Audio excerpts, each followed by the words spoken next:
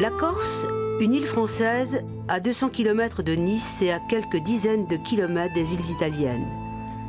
Longue de 183 km et large de 83 km, elle déploie ses 1047 km de côte en succession de caps, de golfes et de sables dorés. Caliste, la plus belle, c'est ainsi que l'ont baptisé les Grecs. Véritable montagne dans la mer, selon l'expression de Guy de Maupassant, c'est la plus élevée des îles méditerranéennes, avec son altitude moyenne de 586 mètres et son point culminant, le mont Shinto, éternellement enneigé, qui s'élève à 2706 mètres, tout en n'étant qu'à 25 km de la mer. 8680 km² pour 260 000 habitants, une île protégée que visitent 1 million de touristes chaque année.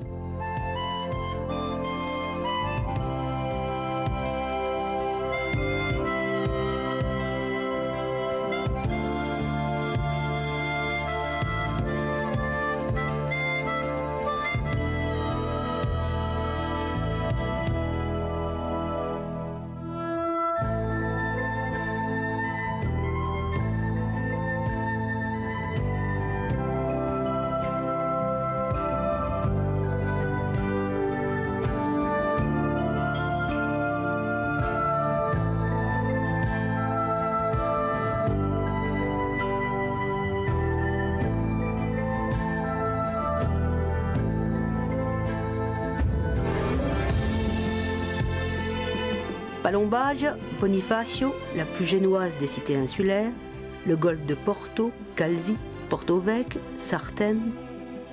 Henri Matisse, au retour de Corse avec ses toiles, disait « J'étais ébloui.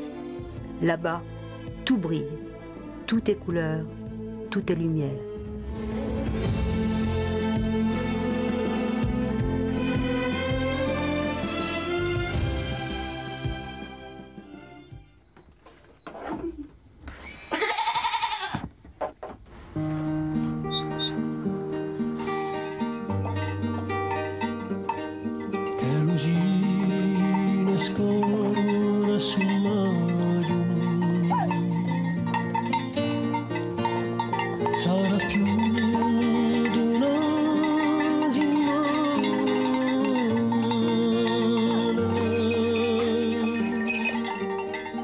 Robert libère ses chèvres dans la montagne. À 5 heures chaque matin, il fait la traite et apporte à sa femme Anne-Marie le bon lait frais avec lequel elle va fabriquer dans la matinée le célèbre fromage corse, le bruccio.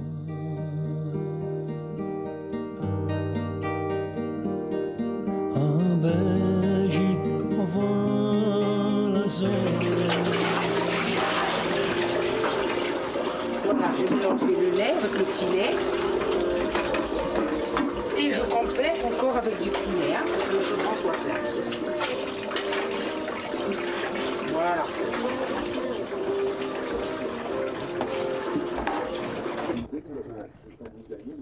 Alors, voilà comment ça se passe, la fabrication du brooch.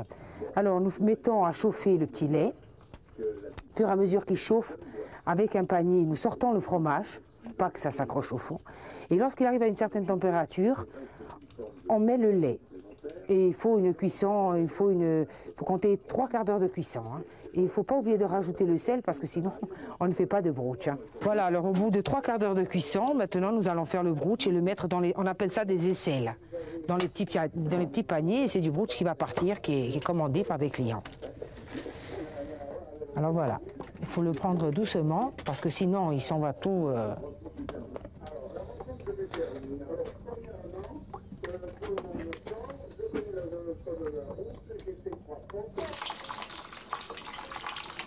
Mais le brooch à Tiana, il a la renommée. Hein.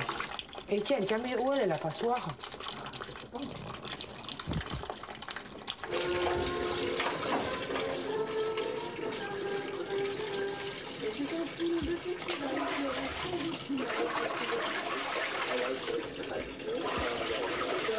Une chose que je voudrais préciser, c'est que le brooch ne se fait pas avec n'importe quel bois. Hein. Nous mettons du ciste ou de l'arbousier, parce que la chaleur qui se dégage, la flamme qui dégage, elle donne même une odeur au brooch.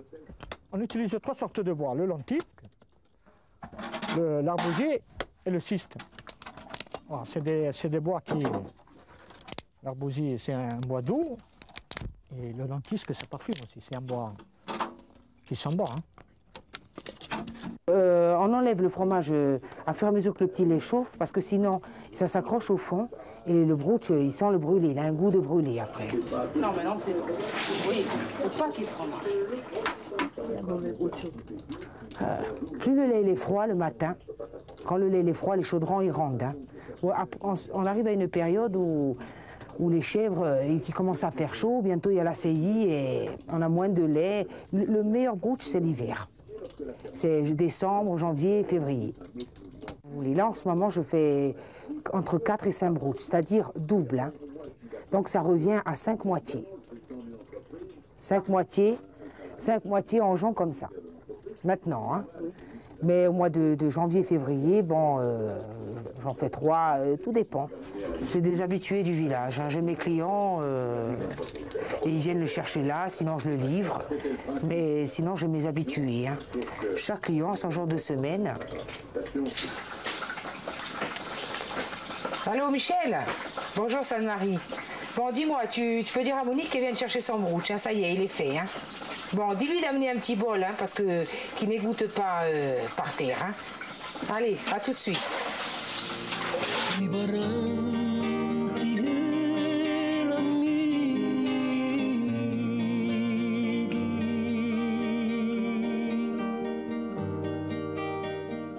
Ce brooch chaud que l'on déguste avec de la confiture ou avec des liqueurs fortes a donné naissance à de multiples recettes originales.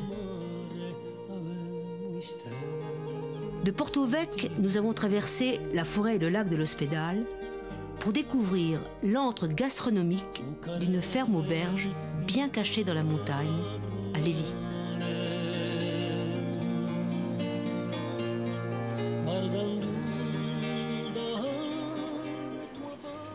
Je m'appelle Lily de Rocasser, j'ai une ferme auberge qui s'appelle Apignate, à Lévis, en Corse bien sûr.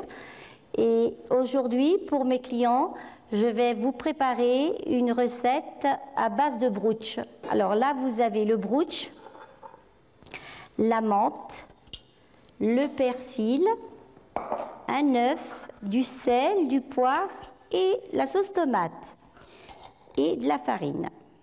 Voilà. Je vais prendre mon brooch.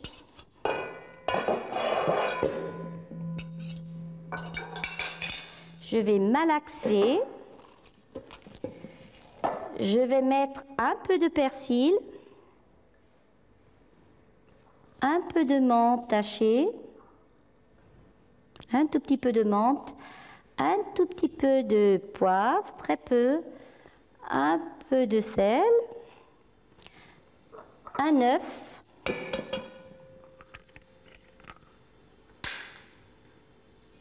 je vais bien malaxer,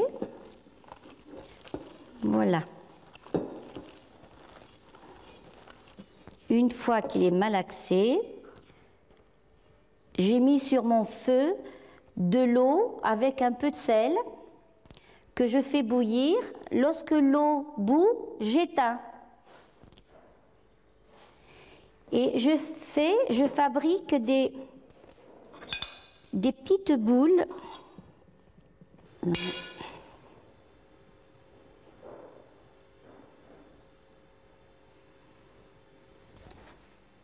Voilà. Bien, j'ai préparé mes soufflés au brooch que j'ai fait pocher. Ensuite, je prends de la sauce tomate. Cette sauce tomate, elle est faite à base de tomates, bien sûr, avec de l'oignon, de l'ail, du persil, du laurier.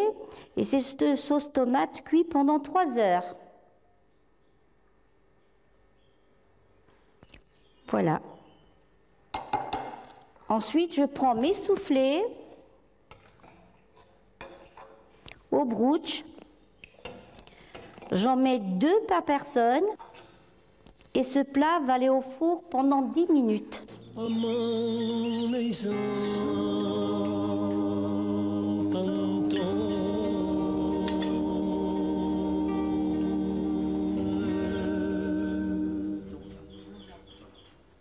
Alors, je pratique la plongée depuis maintenant plusieurs années. C'est une véritable passion, étant donné que je fais ça à chaque fois que je peux, dès que j'ai du temps de libre. Et cette passion, je l'entretiens donc depuis de nombreuses années. J'ai commencé d'abord par faire de la chasse sous-marine, comme beaucoup de gens. Et je me suis rendu compte qu'à la longue, c'était quand même dommage, par la chasse, d'arriver à quelque part à détruire ce qui fascinait, disons, au cours des plongées. Alors j'ai décidé plus tard de faire l'acquisition d'une caméra et de véritablement profiter de ces instants. Donc uniquement capturer des images et non plus des poissons. Et d'autant plus que ça allait pouvoir profiter à tous ceux et toutes celles qui n'ont pas cette chance de pouvoir plonger. Et ça, je crois que c'est énorme parce qu'il faut apprendre à connaître ce milieu qui est avant tout à découvrir, mais aussi à protéger. Car maintenant, il y a malheureusement un contexte qui fait que cet équilibre très fragile est menacé de plus en plus. Et je crois que l'image permet en quelque sorte de sensibiliser tous les gens afin qu'ils contribuent quelque part à préserver ce patrimoine. Alors pour réaliser mes images sous-marines, il est évident qu'il a fallu que je m'équipe d'un matériel relativement sophistiqué pour pouvoir effectivement arriver à avoir de très bonnes images. Donc voici ce matériel. Il se compose principalement d'un caisson étanche et de la caméra qui va à l'intérieur, parce qu'effectivement au départ ce n'est qu'un caisson. La caméra que voici est numérique pour permettre justement des prises de vue qui soient de très bonne qualité. Alors l'installation est très simple, on retire le pare-soleil et l'œilleton et ensuite la caméra avec un équipement spécial, un rail pour l'électronique que j'ai monté préalablement. Je l'insère dans le caisson et donc on a toutes les fonctions, disons, que l'on pourrait utiliser à terre pour la même caméra, ce qui permet de tourner aussi bien en automatique mais également en manuel, ce qui est recommandé pour certains plans. Et l'éclairage qui est une partie très importante parce que dans l'eau, il faut savoir qu'à partir de 10 mètres, il y a beaucoup de couleurs qui disparaissent, notamment le rouge. Et il faut donc absolument restituer ces couleurs au moyen de l'éclairage, qui lui-même est adapté au cinéma, c'est-à-dire qu'ici, il y a des verres diffuseurs. Et là, ce serait plutôt des phares de recherche pour économiser, disons, la batterie et n'allumer ceci que lorsque je fais de la prise de vue. Alors en puissance, là j'ai 2 fois 300 watts, donc ça fait 600 watts. Et là, 2 fois 200 watts, avec une autonomie moyenne de 30 minutes pour l'ensemble. Alors j'ai effectivement fait énormément de plongées dans plusieurs sites, que ce soit au nord ou au sud de l'île, puisque nous sommes en Corse. Et il faut savoir qu'à chaque fois, il se passe quelque chose, un fait insolite, qui n'est jamais le même. Et c'est ça qui est formidable dans la plongée, parce qu'on revient à chaque fois avec une richesse d'images variées, colorées, et parfois avec des anecdotes. Je pense notamment à un poulpe que j'ai réussi à filmer dans des conditions assez pittoresques, puisque celui-ci a carrément utilisé ses tentacules pour, disons, se masquer. J'ai pu voir également un couple de murènes et c'était très beau à voir parce que, contrairement à ce qu'on peut penser, une murène, ça n'est pas du tout agressif. C'est un poisson qui est très méfiant et justement, l'agressivité qu'il peut montrer avec ses dents, disons, c'est un moyen dissuasif pour essayer d'inspirer disons, la crainte. Mais en définitive, lorsque la murène me regarde, elle est encore plus troublée que moi. Sinon, comme variété, à part la faune, il y a évidemment, parmi la flore, le corail. Et ça, c'est très important parce que le corail, c'est, comment dire, quelque chose de magnifique qu'on ne voit pas forcément dans toutes les plongées parce que le corail pousse sous des voûtes, dans des endroits sombres, en général dans des profondeurs assez importantes. Et donc, il est d'autant plus magnifique qu'il est dans des endroits difficiles d'accès. Et on voit toute sa splendeur lorsque on le découvre avec ses polypes déployés. C'est vraiment magnifique. C'est comme un bouquet de fleurs. Il ne faut pas oublier le chapitre, je dirais, concernant les épaves, parce que dans l'eau, il y a beaucoup justement de sites répertoriés avec des épaves plus ou moins anciennes. Et moi, je pense notamment à cette épave de bombardier, un B-17, c'est-à-dire un avion qui date de la dernière guerre, qui était en fait en panne et qui a coulé par 26 mètres de fond. C'est un autre volet de la plongée qui est remarquable. On a tout ce qu'on veut, la faune, la flore, les épaves. La plongée sous-marine en Corse est un atout primordial pour l'île qui compte chaque année plus de 200 000 plongées. Notre rôle à nous, c'est de faire découvrir les fonds sous-marins. On est, si vous voulez, le titre moniteur de plongée, c'est un titre qu'on a, on est éducateur sportif, mais on se considère plus comme des guides de la mer. Un peu comme on a un guide de montagne. Nous, notre rôle, c'est d'amener les gens en toute sécurité sous l'eau et leur faire découvrir la faune et la flore sous-marine.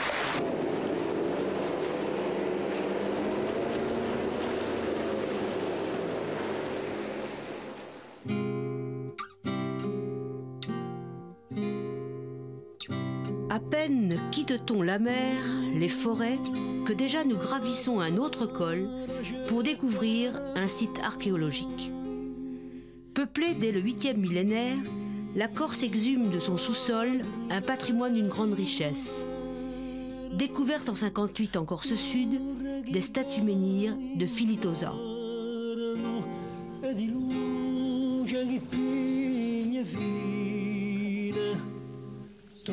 Nous sommes ici sur le site de Filitosa, au lieu de la préhistoire corse, qui est situé dans Corse du Sud, dans un site tout à fait remarquable, avec des civilisations qui sont venues s'établir ici il y a 8000 ans de ça, avec une statuaire tout à fait fantastique qui rappelle un peu l'île de Pâques. C'est la mémoire de la Corse. Et nous invitons tous ces visiteurs qui nous regardent à venir rendre visite à ce site, qui est tout à fait exceptionnel dans un environnement féerique, avec des oliviers plusieurs fois centenaires, je dirais même l'olivier le plus vieux d'Europe, 1200 ans d'âge.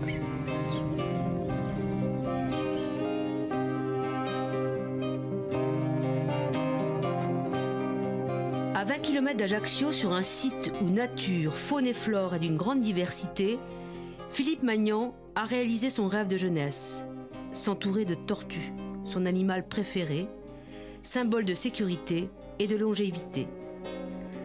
En développant sa passion à l'extrême, il a fait de son parc à tortues la plus grande réserve européenne pour le nombre, 130 espèces élevées, pour un total de 2000 animaux. Le parc Acupulate est né en 85. Au début, ça ne s'appelait pas parc Acupulate. Acupulate veut dire tortue en Corse. C'était simplement une collection privée de quelques espèces, les espèces qu'il y a en Corse. Puis après, quelques espèces qui sont venues se rajouter dans les enclos, puis j'ai fabriqué d'autres enclos. Et c'est comme ça qu'insensiblement, au fil des ans, le parc est né.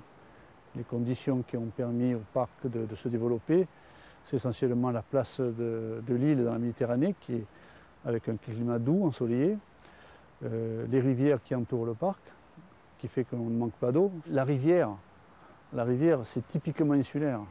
Les Corses sont plus attachés à la rivière qu'à la mer. Hein, ce sont les touristes qui voient plus la mer, et nous on est plutôt côté rivière. Et donc la rivière, elle fait partie prenante du parc. Elle est là, on l'entend quand on parle, on est en train d'entendre couler pas loin de nous. Et donc on est dans un petit carré de Corse en même temps qu'on voit des tortues. C'est un ensemble. Oh, la passion pour la tortue, je l'ai depuis toujours. Hein. C'est la passion pour la nature d'abord. La passion pour la nature, elle se focalise sur quelque chose. Alors, elle se focalise sur les tortues, elle aurait pu se focaliser sur notre animal. ou sur une autre activité. Mais ayant eu les tortues depuis tout petit, ayant eu l'occasion d'en trouver sur place, sur le parc, avant moi, c'est mon chien qui les ramenait au début. On a voulu, le premier enclos, c'était d'abord pour les protéger. Et puis, en voulant les protéger, eh bien, on a eu envie d'en avoir d'autres. Et quand on a eu d'autres, on en a eu trop, donc on a fait d'autres enclos. Et puis, c'est un peu de pain pour finir le fromage, un peu de fromage pour finir le pain. Et puis, ça fait un grand parc. On voudrait toujours avoir le plaisir. Et quand on est passionné de tortues, comme dans notre animal, on est toujours en extase quand on est dans la nature, lors d'une promenade, on rencontre une bébête qui se promène, quel que soit le bébé d'ailleurs. Et on voudrait que nos enfants puissent voir aussi cette bébête se promener. Et donc, il ne faut pas la ramasser, il faut la laisser là, et puis il faut faire en sorte que le biotope où elle est se maintienne et soit préservé. Et c'est ça qui est très important. Donc c'est aussi un des rôles du parc aujourd'hui, c'est d'informer et d'expliquer que les tortues, elles sont là pour nous, mais il faut qu'elles soient là aussi pour nos enfants.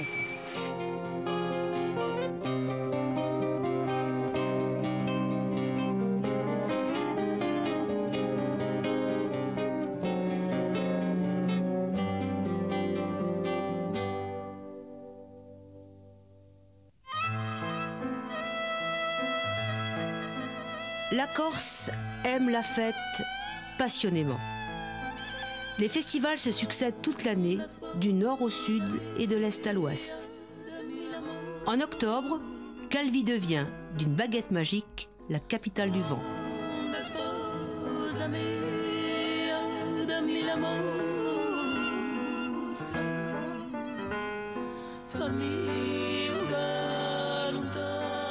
Festiventu se déploie dans les têtes, sur les remparts de la citadelle, dans les vagues, dans l'air et l'espace. Amateurs de vertige, de glisse, de musique, ce festival rassemble une foule, petits et grands, cosmopolites, réunis par le culte qu'elle voue à Éole et à l'environnement.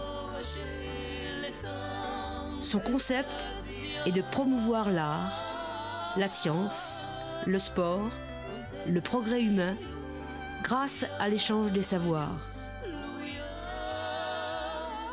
Chaque année, devant 20 000 personnes, accueillies par 600 festivaliers, artistes, scientifiques, sportifs, confrontent et exposent leurs créations et leurs compétences en s'enrichissant de leurs différences.